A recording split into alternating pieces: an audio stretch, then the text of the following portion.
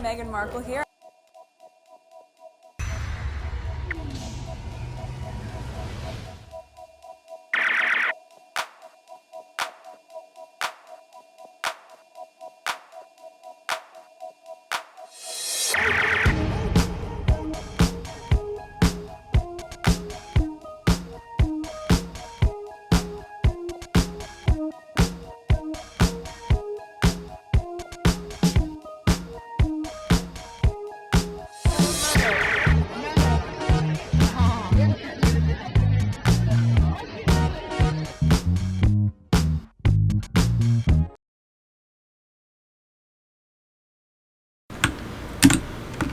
Okay, so I have 3 tweets regarding JTB, different reaction videos, and I was reading some comments under one of my videos.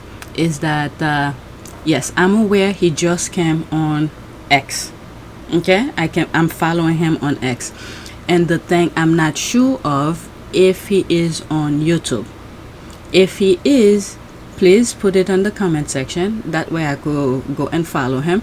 And maybe, I don't know, I guess sometime I could still show his videos, because there are times I have reaction of his videos. Very rarely I disagree with them, very rarely, but sometimes I add to his comments. Sometimes, not all the time. Alright, next tweet. 3 women sat on a podcast and lie about Meghan Markle like they were passing notes in a white girl group chat. No facts, just filler, envy, and recycle hate. So I dragged them politely. Okay, not politely, but thoroughly. Okay, there's all those hashtags. Let's listen. It's from, oh wow, this one is pretty long. 4 minutes and 18 seconds. Do I think that she ran around in wealthy circles? Yeah, but I don't think she was ever like getting paid a lump sum to be with somebody. I don't believe that. I feel like I really liked Meghan at first. So did I. And I thought a lot of us really did, right? And we wanted to believe that she's going to add diversity to the royal family, really be someone women of color in the UK, in the Commonwealth, could look up to, all the things. An American princess. Heather McDonald, Lauren Atkinson, and Chandler Manning sat in a podcast studio pretending to have a discussion. But what they actually did was try to assassinate Meghan Markle's character with no facts, no proof, and not an original thought between the 3 of them. Lauren Atkinson opened with, "I liked Meghan at first." That line is always the tell. That's a setup for a takedown. That's the kind of line Plain Yogurt uses when they want to excuse the fact they're about to turn mean. And Lauren, you went full mean girl. You called Meghan a liar. You called her a social climber. And you completely repeated a made-up story about her hiring a PR firm to get matched with rich men. Like you uncovered some scandal. Did she say, okay, I wasn't paying attention to when they were talking. Did she say that? Oh my God. That could be defamation. Shit, these people, they don't care. The only thing I could think of, if these women over here are feeling so freely to talk like that, so, I don't even want to say it because, wow. But let's continue. I didn't finish my thought because of certain people's name that I will need to mention in order for me to say what I'm thinking. But let's continue.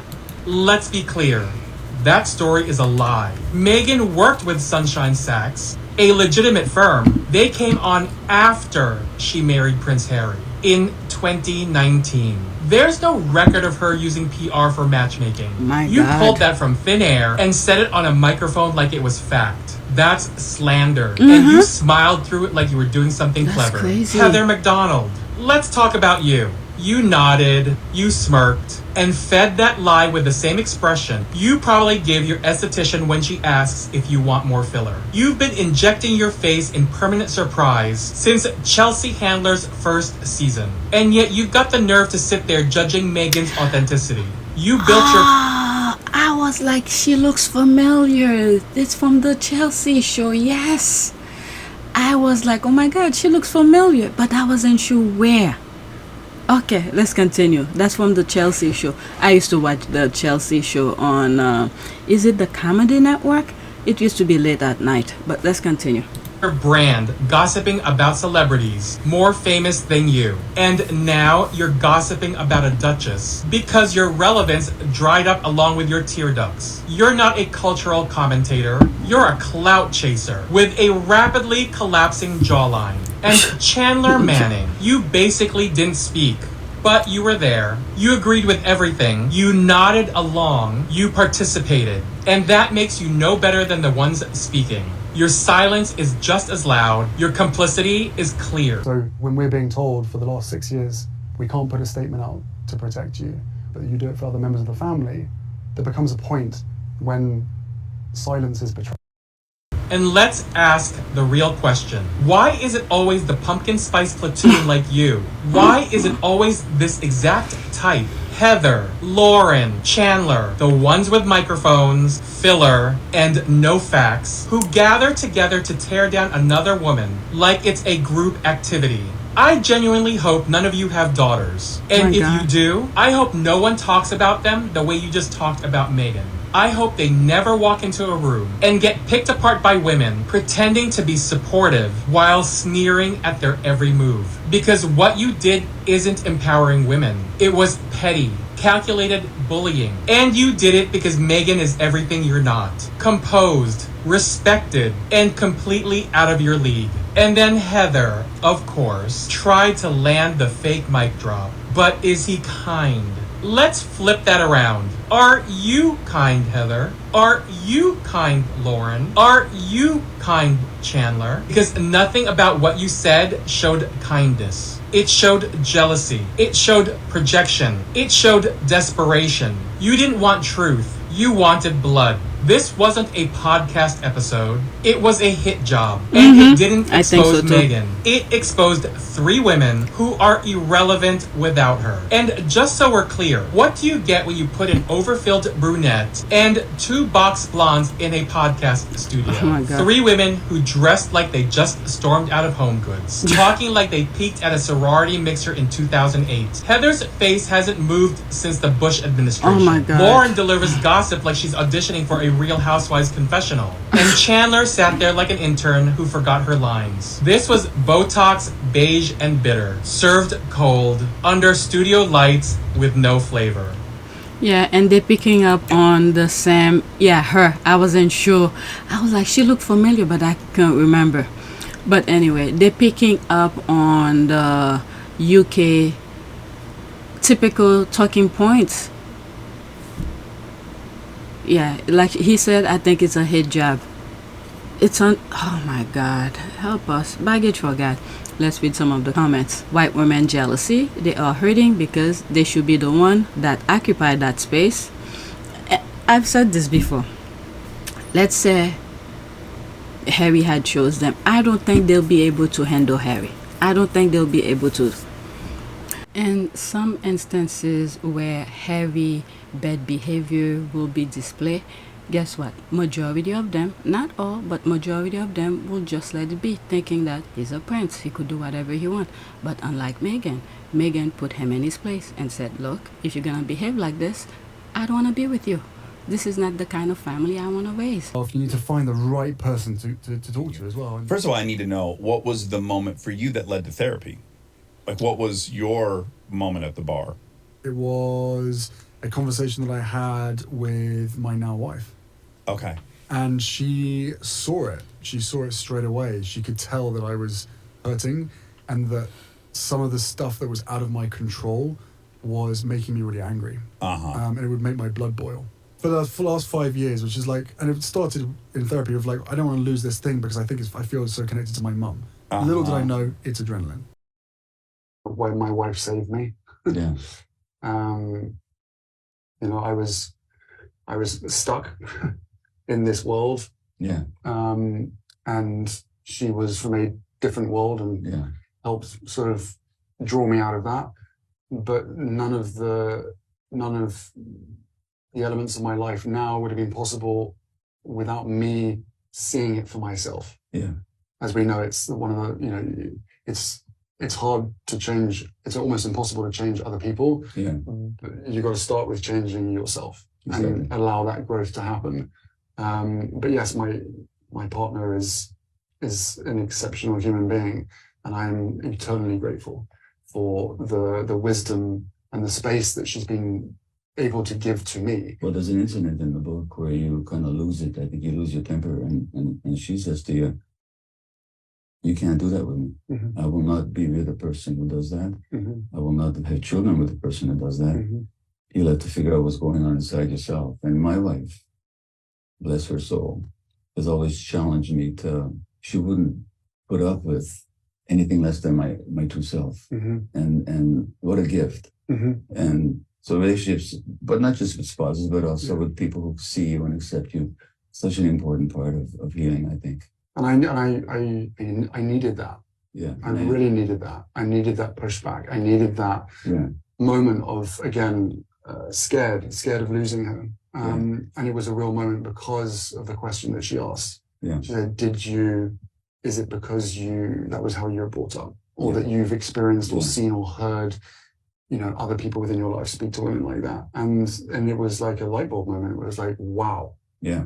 That's where it comes from. Not an excuse. No. Just an understanding of how these things manifest themselves and how we are so much a product of our own upbringing. So this is what I mean by I don't think they'll be able to handle or move forward the same way. The kind of facade that we are seeing with Harry and Meghan right now. Okay, I'm sure there are usually some hard time, even though they are happy and things like that, but just regular. But not in a way where it will lead to whatever you may think. But there's usually, discussion that happen within a marriage. But these women, I don't think they'll be able to handle Harry. Alright, so you had time today. Yes, dragged. There's the clap here. Blink if you need help. You're so jealous, bitter, and hateful. Basically, just like, nah, there's none of that. It's just a pushback. Let's block this one. Don't want to see that nonsense. The UK here. I love Harry and Meghan. Please know some of us aren't fooled by the gutter press, the anonymous palace sources, and the close friend who spout all the gossip. Harry moved heaven and earth to keep his beautiful wife and children safe. Love you too. Okay, so Meghan paid someone to set up with Harry. Okay, how did she make Harry like her back? Commit to a serious relationship, fall in love with her, propose, then marry her. This is a man who has seen thousands of women face. How did Meghan achieve the impossible according to them? I mean, Harry have told them, Meghan have told them. It seems like whatever comes out of the horse's mouth, they don't listen. Travel the world from top to bottom, literally. I'd hopscotched the continents. I'd met hundreds of thousands of people. I'd crossed paths with a ludicrously large cross-section of the planet's 7 billion residents. For 32 years, I'd watched a conveyor belt of faces pass by, and only a handful ever made me look twice. This woman stopped the conveyor belt. This woman smashed the conveyor belt to bits. I'd never seen anyone so beautiful. Why should beauty feel like a punch in the throat? Does it have something to do with our innate human longing for order? Isn't that what scientists say? And artists?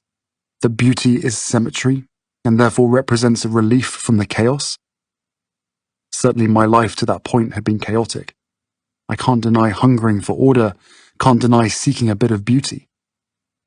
I'd just come back from a trip with Pa, Willie and Kate to France, where we'd marked the anniversary of the Battle of the Somme, honoured the British dead, and I'd read a haunting poem, Before Action.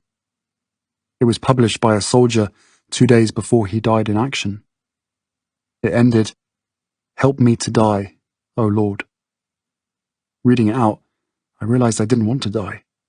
I wanted to live. A fairly staggering revelation for me just then. But this woman's beauty and my response to it wasn't based merely on symmetry. There was an energy about her, a wild joy and playfulness. There was something in the way she smiled, the way she interacted with Violet, the way she gazed into the camera. Confident, free. She believed life was one grand adventure. I could see that. What a privilege it would be, I thought, to join her on that journey. I got all of that from her face. They rather listen to the voivodas. 3. They look down on anyone different and gossip about teen moms, but went to Europe for the summer. At issue, those people whom they dislike made something of themselves. Teen mom is now principal. Most person of color are middle class and decorated veterans. That's why they hate. Very interesting. Ouch. Overfilled brunette. There's the laugh here. Love it. I just love you. I love Meghan. Oh, is that Heather McDonald? I thought it was Jay Leno. Oh my God. Your face has been frozen since the Bush administration. Yeah, that was kind of funny. All right, let's go to the next one. I have 3 videos or 3 links about him. Okay, this is him again doing another pushback, and then I have another one. They call Meghan a hypocrite for wearing Saudi diamond. Meanwhile, the Queen wore the Koh-i-Noor. Camilla wore colonial loot at the coronation. Kate wore jewels from the same Saudi set. And Prince Andrew still on HRH, but Meghan is the problem. 2 minutes and 4 seconds. Diamonds. Since so many of the haters suddenly discovered ethics the moment Meghan put on a pair of earrings. Yes, Meghan wore chandelier earrings gifted by the Saudi crown prince at a formal royal event. Approved by royal aides, cleared by Kensington Palace. She was told they were borrowed. And they were setting her up. I'm telling you, this is what I mean sometimes when the palace, the royal family, they like to create things for the future. So that setup of Meghan wearing that jewelry was a setup for the future for people to talk about it. Okay, like he's correcting right now. Let's continue.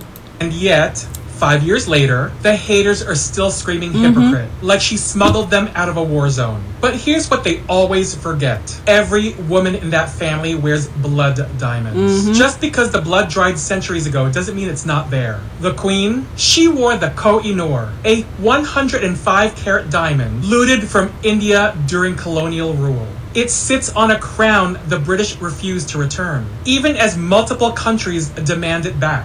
The Cullinan diamonds, mined from South Africa under imperial rule, and gifted to the crown as a loyalty gesture. That's not a gift, that's extortion. Camilla wore them at the coronation like it was another Tuesday. And Kate Middleton, she's worn pieces from the exact same Saudi jewelry collection Meghan was crucified for. Originally given to Princess Diana by Crown Prince Fahd. Where's the outrage for that? Oh right.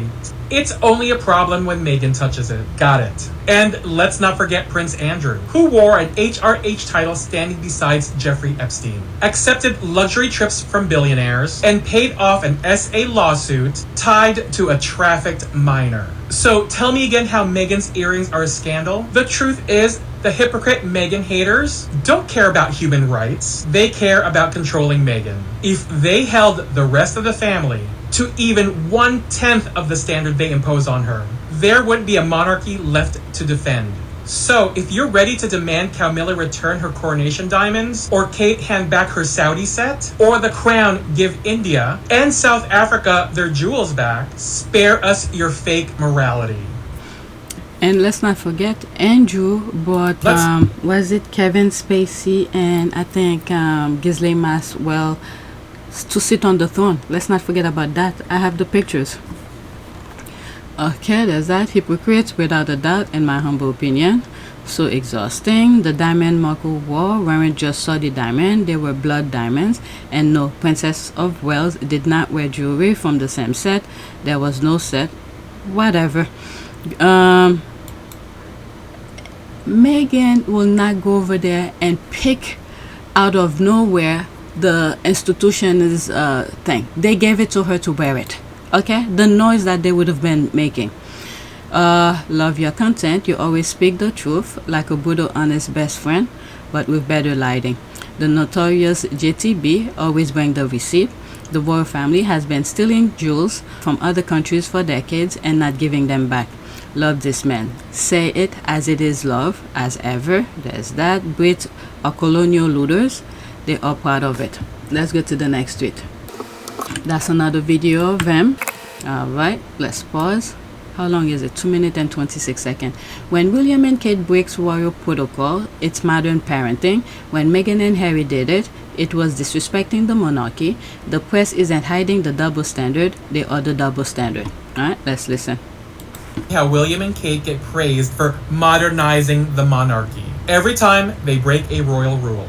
But when Meghan and Harry did the exact same thing, it was a national scandal. So let me get this straight. William and Kate are now considering ditching royal protocol so they can fly with their son once he turns 12. And the press is treating it like an adorable, progressive parenting choice. But when Harry and Meghan took their infant son on a trip, on a commercial plane no less, it was framed as reckless. So the Wells are gonna start flying with the other kid? I didn't know about that. They probably want as the buffer because they're not looking good. The family, the adults are not looking good. So they want people to start talking about the kid. Wow. This is sad. Using the child as a buffer, if it is true. Because I don't follow them, so I don't know. Let's continue. Selfish and unroyal. When William and Kate keep their kids out of the spotlight, that's privacy. When Harry and Meghan do it, that's secrecy, manipulation, and breaking tradition. Be for fucking real. When Kate reemerges after a health crisis and reclaims her spotlight at Wimbledon, she's strong, radiant, and a symbol of resilience. Meghan did one podcast interview. There's a video that I was starting to share with you in one of my videos, and that guy started to talk about Kate like it's the greatest thing that ever happened. I had to stop the video. I couldn't stand it because there will be nothing positive for me to say, so I just move on. After her miscarriage recovery, and it was, oh, she's exploiting her trauma for attention. Get the fuck out of here. You can't make this shit up. And now, while aides from Harry and Meghan's team are quietly meeting with the King's staff in a possible step towards reconciliation. Allegedly. That's from the topic of the at the beginning of this video, from the Daily Fair. Let's just say allegedly. William and Kate have distanced themselves and made it clear they don't want to be involved. And somehow that's okay. But when Harry and Meghan distanced themselves from the dysfunction, it was called betrayal. Where was the grace when they needed it? Where was the supportive press when Meghan was suicidal? When she was pregnant and being smeared in headlines? When she asked for help and was told no? Where were the glowing headlines when Meghan protected her kids from the same cameras that hounded Harry's mother to her death? They said Meghan didn't follow the rules. She didn't honor the crown. And here's what they never say out loud. They never expected William to follow the rules. They expected Meghan to follow them. This isn't about tradition. This isn't about protocol. This is about power, control, and a relentless double standard that protects one couple and punishes the other because of who they are, what they represent, and who they refused to become. So if you're still pretending the criticism of Meghan is still about her breaking the rules, you're either delusional or you're complicit. It's crazy. These people are hypnotized because the idea that they had for Harry, okay, they were literally fixated on controlling Harry.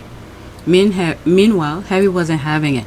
And then that same delusional, fixated tunnel vision of controlling Harry shifted also to Meghan, especially Meghan is a black woman. They thought they could control Meghan, and Meghan doesn't give a shit about them. There's that on fire. No worries. Harry and Meghan's children will soon show them how it's done. Thank you for saying these. What does that mean here? Okay, I don't see those two coming. It'll be up to them to decide what they want. There's mic drop. I'm at the point where Harry should release Pt2 and Princess Meghan should release the real Princess Diaries. She played a lawyer on TV. Better hope she didn't push that record button on her cell phone. Where?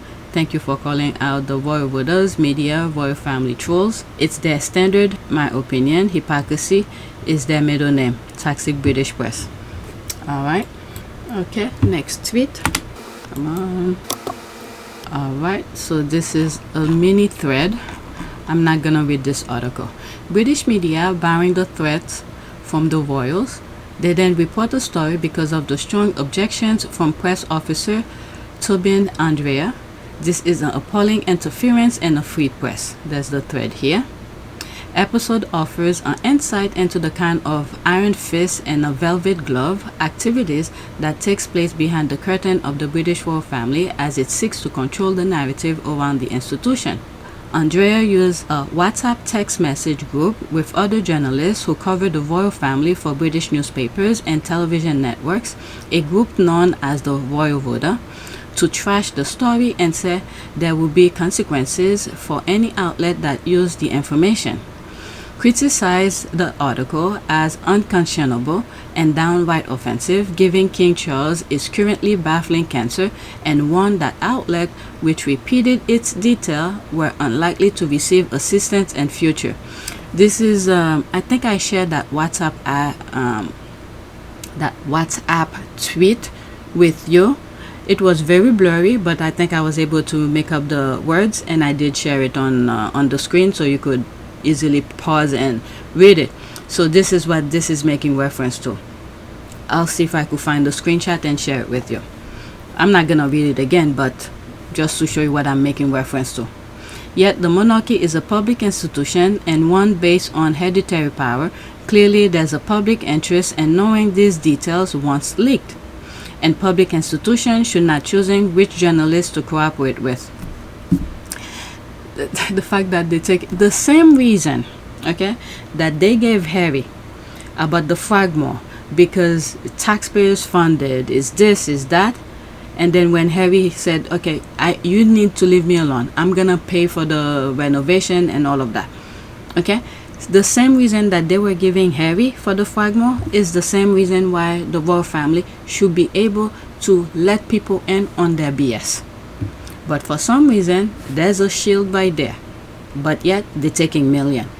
And sometimes William doesn't even show his report or how much he spent. What do you call this? The annual report kind of thing. Someone wanted it leaked. Like with the Syndrome agreement to maintain divisions, Andrea is Charles' Comm secretary. William's team likely leaked it. Personally, a man who neglects fatherhood and abuses that role in life does not deserve Harry's presence at his funeral. But the thing is, that's what I started in this video. Why are they so focused on his funeral? I mean, once Charles dead, there's nothing he can do. Why are they so fixated on his funeral that Harry should be there? What the hell? These people are freaking monsters. It's so bizarre to me. Okay, it's bizarre. Oh, look at it, there's the word here. It's bizarre how a worthless father can plan a relationship with his son and grandchildren, can be a leader for UK, a unifier, a steward in Christ as leader of the church. Side-eyed this one.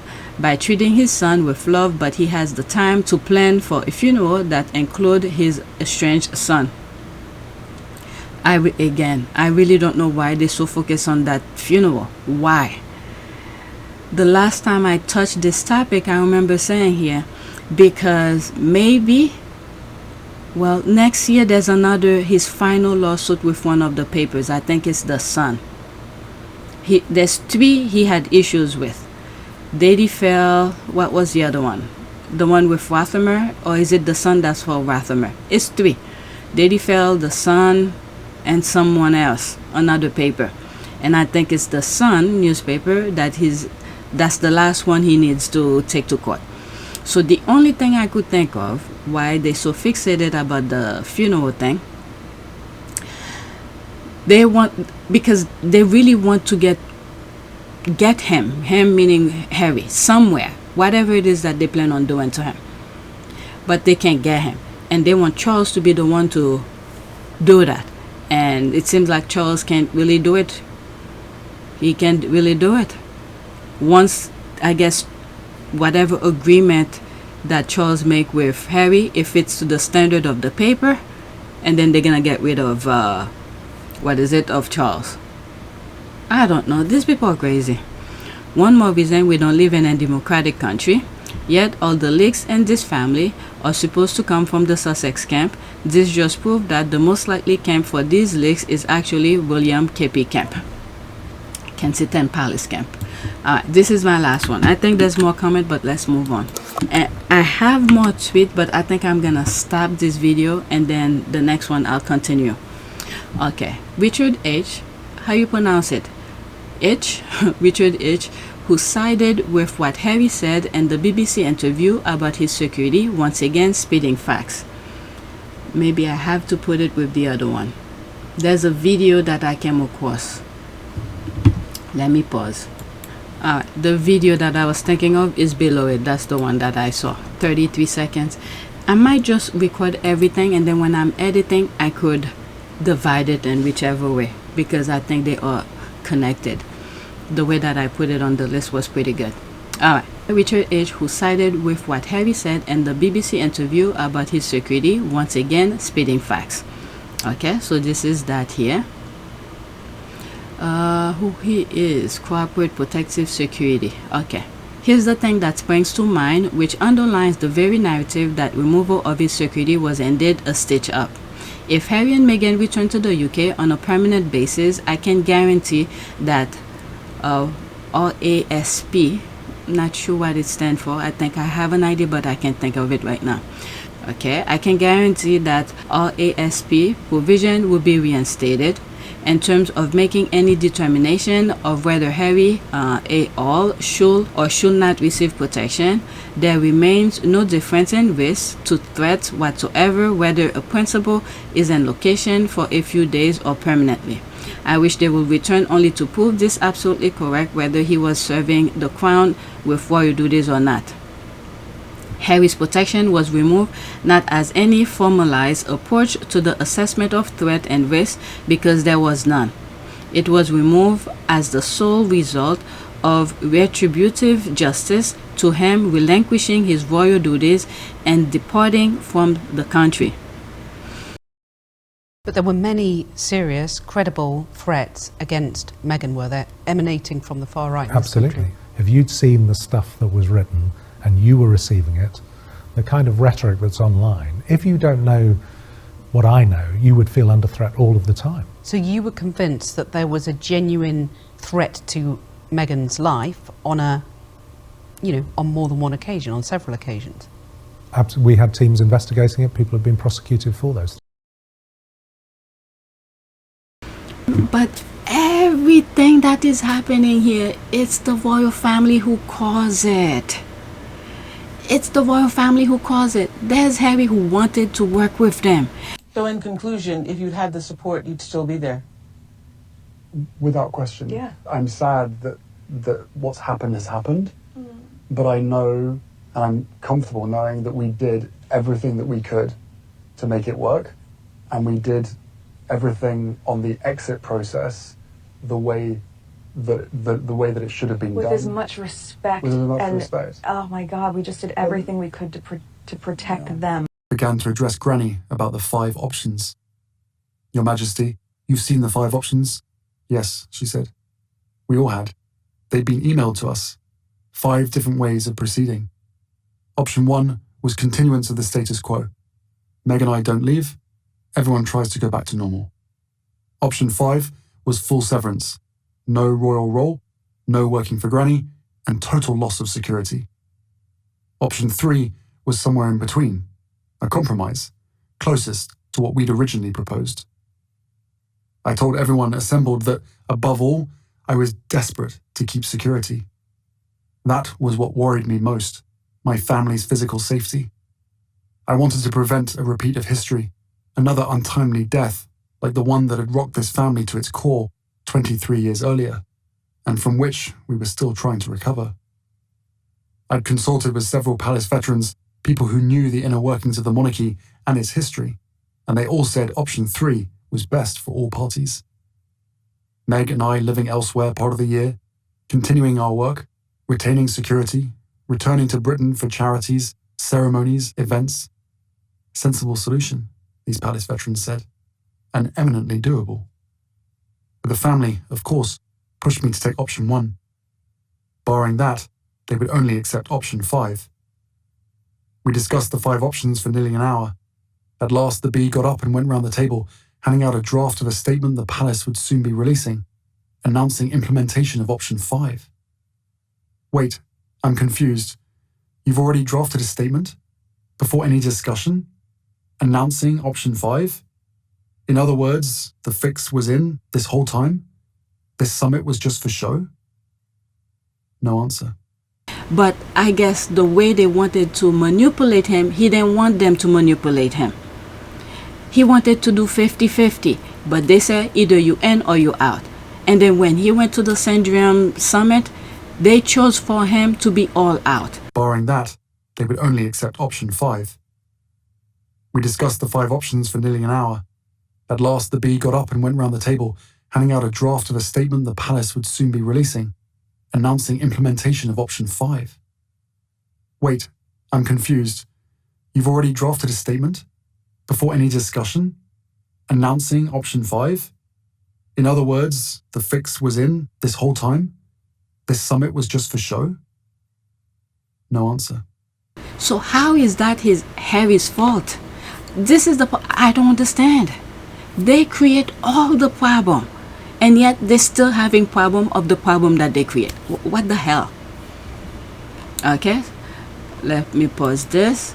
He is consistent. Time to repost this. Report from me and the BBC. All right. 33 seconds. Let's listen to that. So I guess this is the guy that made the statement who's talking here. Described it as a stitch-up. One former Royal Military Police Close Protection Officer agreed.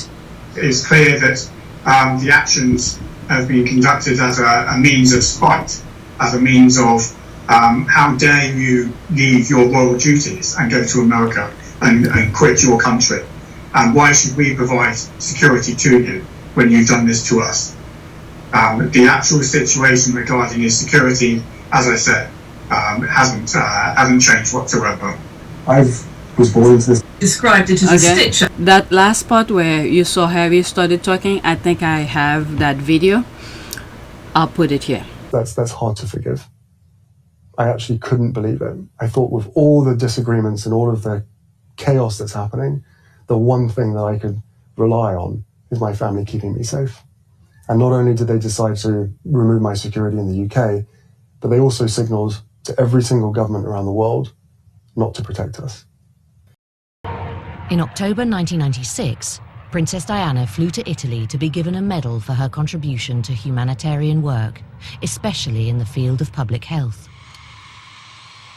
When she had attempted to withdraw from public life back in 1993, she had insisted on her Scotland Yard bodyguards being permanently removed, apparently because she was worried that they might be spying on her. And the other thing as well with this video is that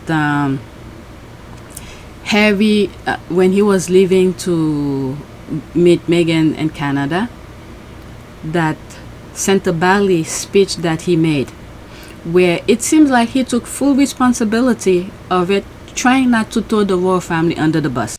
The decision that I have made for my wife and I to step back is not one I made lightly. It was so many months of talks after so many years of challenges. And I know I haven't always gotten it right, but as far as this goes, there really was no other option. What he was saying at the beginning of the speech, he made it seem like it was his decision. He keep on using the word I. He praised them, he did all of that. But he said his hope was to continue serving the Queen and his military association, but that was impossible. What I want to make clear is we're not walking away, and we certainly aren't walking away from you. Our hope was to continue serving the Queen, the Commonwealth and my military associations, but without public funding. Unfortunately, that wasn't possible. I've accepted this, knowing that it doesn't change who I am or how committed I am. But I hope that helps you understand what it had come to, that I would step my family back from all I have ever known, to take a step forward into what I hope can be a more peaceful life. I was born into this life, and it is a great honour to serve my country and the Queen. Why it was impossible? Because the royal family made it impossible. Barring that, they would only accept option 5. We discussed the 5 options for nearly an hour. At last, the bee got up and went round the table, handing out a draft of a statement the palace would soon be releasing, announcing implementation of option 5. Wait, I'm confused. You've already drafted a statement? Before any discussion? Announcing option 5? In other words, the fix was in this whole time? This summit was just for show? No answer. Because these type of things were dear to him. This is what he wanted. Because this is what he wanted, the royal family used it against him. But yet, another thing Harry said in that same speech is that he will continue doing the same thing, so nothing changed. It has been our privilege to serve you, and we will continue to lead a life of service. So in that respect, nothing changes. I will continue to be the same man who holds his country dear and dedicates his life to supporting the causes, charities, and military communities that are so important to me. Together, you have given me an education about living, and this role has taught me more about what is right and just than I could ever have imagined. We are taking a leap of faith, so thank you for giving me the courage to take this next step.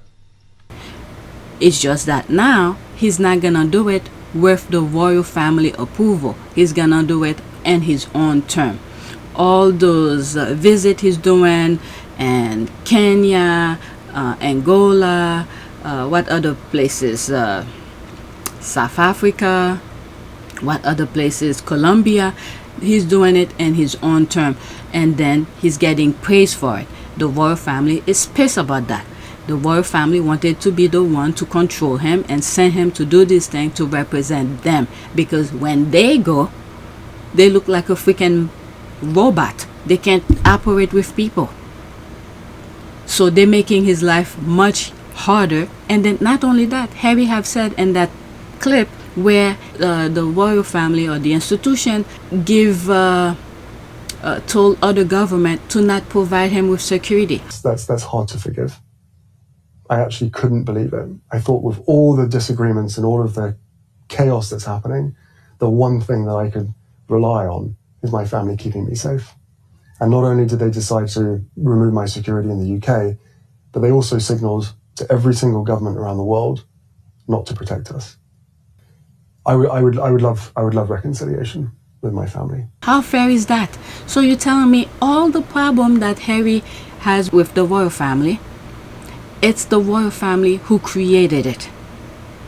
Now this is the result of their own making, and Harry is making the best of the decision the royal family made for him, and it's looking good for Harry because Harry worked his butt off. So the result of his hard work resonate with the people, and the royal family don't like that. I don't understand these people. Alright, okay, so let's read all of the comments here. The sadder thing is that the security only applies to Prince Harry. Meghan, Archie, and Little Bet are not provided for, while they know they face constant proven death threats. And that it's them who's creating all of that as well. Okay? Stirring the pot, create nonsense on people's head. It's the royal families create all of that. May God continue to protect Harry and Meghan, shield them, and make whatever they send to Harry return to its senders. Okay, it doesn't matter what anyone in the UK says. Harry already said that he will never return to live in the UK. They have already shown their disdain for Harry, Meghan, and their children. Why will anyone want to live where they aren't welcome? Exactly. They even say so during the peace talk articles as one of the perks of him returning. We all know it's true. Like TP said, it's abuse. Alright, let's go to the next one. Is that the, let me make sure. Okay, I almost skipped that. Copy. This video is there's gonna be 2 parts to it, so I don't know where I'm gonna cut it. The royal rats and KP are leaking private WhatsApp messages, and these people say they can't trust Harry. I mean, you can't make this up. Okay, that's regarding that WhatsApp text message. Right? The irony, Rich leaking private messages while calling Harry untrustworthy. If anything, it shows who really can't keep things confidential. Drama level through the roof. I never understood this about Charles not trusting Harry. He has never leaked private conversation, like when he came over when he knew Charles had cancer. And then the thing is that when he flew to the UK once the announcement of him having cancer, he did an interview in Canada, because when he was doing the 1 year leading to the Invictus game, he did an interview with William Reeves, the actor's son, Christopher Reeves' son, and he had asked him about what, you know, he's a reporter, so he was trying to get things from Harry, what was discussed with Charles, and he said he will not repeat it. Alright, that's just private, confidential between him and his father. But sometimes when you have your mind, you know, in the moment to, I mean, he's used to it, but he was present to say, no, I'm not gonna say it. But things that come from Harry's side is to the courts. He take these people to courts and then information release. Okay, it was telling that he didn't want Camilla in the room. She is as leaky as an old sieve. That she started a campaign in the British press to pave the way for a marriage, and you wrote, I even wanted Camilla to be happy. Maybe she'd be less dangerous if she was happy. Mm-hmm. How was she dangerous? Because of the need for her to rehabilitate her image. That made her dangerous. That made her dangerous because of the connections that she was forging within the British press. And there was open willingness on both sides to trade of information. And with a family built on hierarchy, and with her on the way to being Queen Consort, there was going to be people or bodies left in the street because of that. Why are they so messy? How are they functioning like this? I'm telling you, when I first came across this nonsense, I'm like, it's like every day they get up, it's like they have to think of problem. If there's no problem, they create the problem for them to complain. I don't understand this. Or should I say defend? Well, they create and then they defend. Nonsense. I don't know. When is Harry going to cosplay this pic? Alright, next tweet. Alright, there's that. There's a video clip of royal reporters arguing that Charles must reconcile with Harry to control and stop the Sussexes overshadowing the royal family. Apparently, side chick Cam's birthday was overshadowed by Harry's Angola visit. This is why royalist vipers can never be trusted. Yesterday, I put a tweet out. Very rarely I start new tweet, but this one I was starting to see on my timeline about the horse, because that was her birthday, and I was like, if you know what, let me go look for it. I didn't want people that I follow to start posting things about her, and I said, if I'm following you and I'm seeing you tweeting about her, I'm gonna unfollow you. This is the tweet here. I was like, anyone who tweet about the horse's birthday and it comes under my timeline, if I'm following you, I will unfollow. You can do whatever you please. I just hope it doesn't end up on my timeline. And I was like, please proceed to people like that. Very rarely I create brand new tweet, but I love to respond to tweets. Alright, so back to this. Let's read some of the responses. I didn't even know it was her birthday. There you go. You mean they believe reconciliation means here is our calendar. Let's pause that. I'm still sorry Meghan wasn't as petty as I'd have been. I'd have been out with both kids the evening before the coronation. There's that, okay. Whatever's here, and then that's it.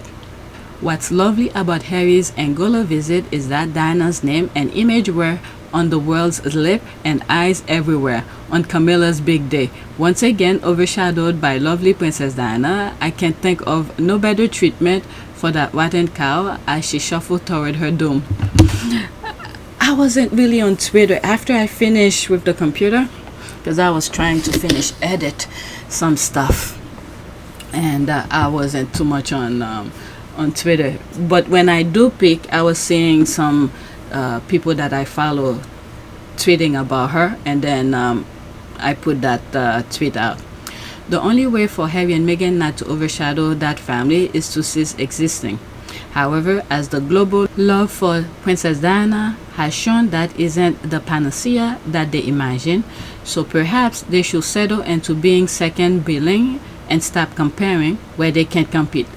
They don't get the picture, but it seems like the nonsense they put in their head, they want to force feed people. They want to be the one, the only, and they want people to go along with it. But these people, they're doing so many stupid things, yet they don't know how to stay in the background. Okay, so this is the last one. The royal press can only push this so far. No amount of persuasion or coercion is going to make the royal troll lab relatable. Charlie and the troll lab, Peggy and Mumbles, have thrown the royal races off a cliff. Here for it, royal parasites. Okay, let's go to the next tweet. I think there's more comment, but let's move on. What did I do here?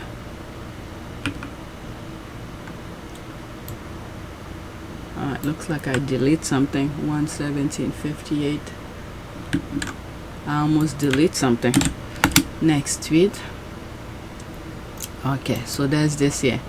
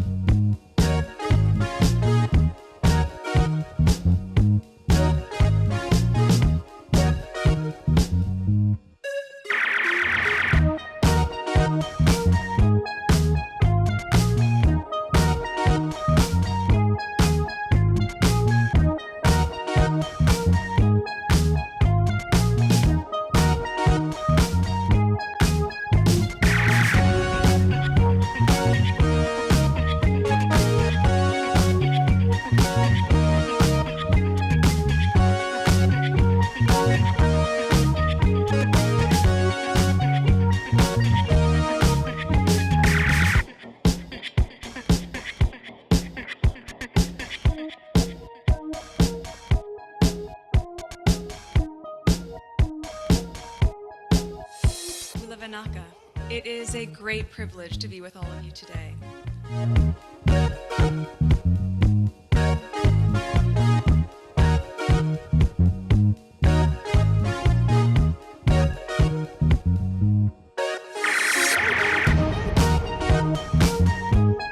You know, we ask for forgiveness and please come back.